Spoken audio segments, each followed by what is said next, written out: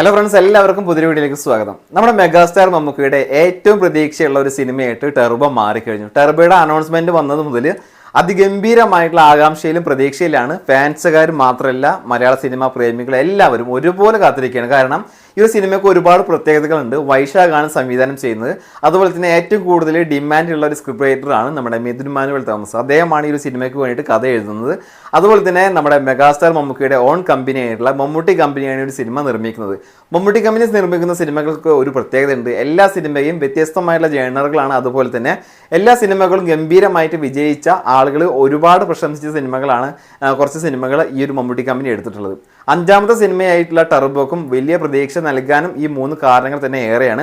April മാസം 14 തീയതി ഒരു മേജർ അപ്ഡേറ്റ് വരുന്നുണ്ട് എന്ന് പറഞ്ഞിട്ടുള്ള ഒരു അപ്ഡേറ്റ് ആണ് കഴിഞ്ഞ ദിവസം വന്നിട്ടുണ്ടായിരുന്നത്. അപ്പോൾ അതിന്റെ അപ്ഡേറ്റ് എന്താണെന്ന് എൻ്റെ ഊഹം നിങ്ങളുമായിട്ട് ഷെയർ ചെയ്യണം.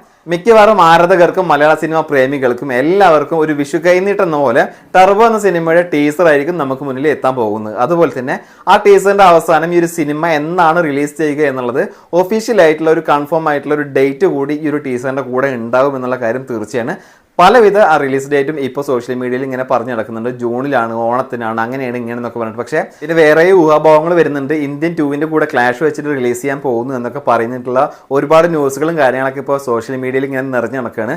അപ്പോൾ ടെർബോ എന്ന സിനിമ ഇതുപോലെ ക്ലാഷ് വെക്കാനൊന്നും നിൽക്കേണ്ട ആവശ്യമില്ല. നമുക്ക് നമ്മുടേതായിട്ടുള്ള ഒരു സ്റ്റാൻഡിൽ നമുക്ക് പറ്റിയൊരു സമയത്ത് ഒട്ടുമിക്ക ബാക്കിയുള്ള എല്ലാ സിനിമകളും ഇപ്പോൾ യഥാർത്ഥ സമയം അതുപോലെ തന്നെ തിയേറ്ററുകളുടെ എണ്ണം കാര്യങ്ങളും നോക്കിയിട്ട് പക്ക ടൈമിങ്ങിലാണ് റിലീസ് ചെയ്യുന്നത്. മമ്മൂക്കയുടേതായിട്ട് ഇറങ്ങിയ സിനിമകൾക്ക് മോശം അഭിപ്രായം കിട്ടിയിട്ടില്ല. 100 കോടി കളക്ട് ചെയ്യാൻ പറ്റാത്ത നല്ല അഭിപ്രായം കിട്ടിയിട്ട് നല്ല രീതിയിൽ കളക്ഷനൊക്കെ കിട്ടിക്കൊണ്ടിരുന്ന സമയത്ത് തന്നെയാണ് സിനിമ റിലീസ് ചെയ്യുന്നത്. പക്ഷേ തിയേറ്ററുകളുടെ എണ്ണം കുറവ്, അതാണ് ഈ ഒരു സിനിമകൾക്കൊക്കെ സംഭവിക്കുന്നത്. മമ്മൂക്കയുടെ സിനിമകൾക്ക് പ്രത്യേകിച്ചിട്ട് അത്യാവശ്യം ഒരു 200 തിയേറ്ററിന് മുകളിൽ തന്നെ റിലീസ് ചെയ്യുകയാണെങ്കിൽ, നല്ല അഭിപ്രായം വരികയാണെങ്കിൽ എന്തായാലും നല്ല രീതിയിൽ കളക്ട് ചെയ്തിട്ട് 100 കോടിയൊക്കെ സിമ്പിളായിട്ട് അടിച്ചിടാൻ പറ്റുന്ന സിനിമകളാണ് ഇപ്പോൾ മമ്മൂട്ടിയുടേതായിട്ട് പുറത്തു വരുന്ന സിനിമകളെല്ലാം. എന്നിട്ട് പോലും അത് നമുക്ക് സാധിക്കാത്തത് മമ്മൂക്കയുടെ തിയേറ്ററുകളുടെ എണ്ണം കുറവും അതുപോലെ തന്നെ റിലീസ് ചെയ്യുന്ന സമയങ്ങൾ വളരെ മോശമാണ്. മമ്മൂട്ടിയുടെ സിനിമയുടെ പ്രൊഡ്യൂസർമാർ അതിൻ്റെ പിന്നിൽ പ്രവർത്തിക്കുന്ന ആളുകളൊന്ന് ശ്രദ്ധിക്കണം.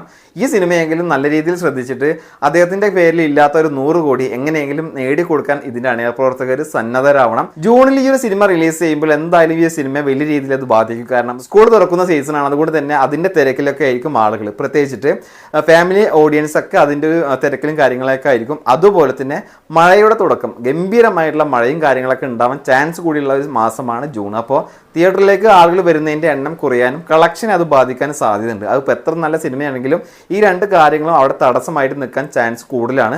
അതുകൊണ്ട് ജൂണിൽ ഈ ഒരു സിനിമ റിലീസ് ചെയ്യുന്നത് അത്ര നല്ലൊരു പരിപാടിയായിട്ട് എനിക്ക് തോന്നുന്നില്ല. അല്ലെങ്കിൽ പിന്നെ ഈ ഒരു സിനിമ ഓണത്തിന് റിലീസ് ചെയ്യണം. ഓണത്തിനാവുമ്പോൾ അത്യാവശ്യം എന്തായാലും നല്ല രീതിയിൽ കളക്ട് ചെയ്യാൻ പറ്റും.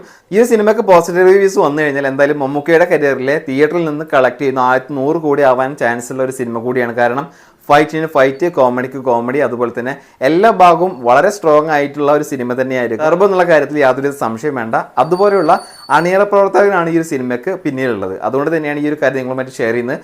പിന്നെ ഈ മേജർ അപ്ഡേറ്റിൻ്റെ കാര്യം ഞാൻ എൻ്റെ ഊഹമാണ് പറഞ്ഞത്. നിങ്ങൾക്ക് എന്താണ് തോന്നിയത് എന്നുള്ളത് താഴ്ന്ന് കമൻറ്റ് ചെയ്യുക. വീഡിയോ ഇഷ്ടമായി ലൈക്ക് ചെയ്യാനും ഷെയർ ചെയ്യാനും മറക്കരുത്. അപ്പോൾ മറ്റൊരു ദിവസം മറ്റു വീഡിയോ കാണാം. അതുവരെയും ബൈ ബൈ.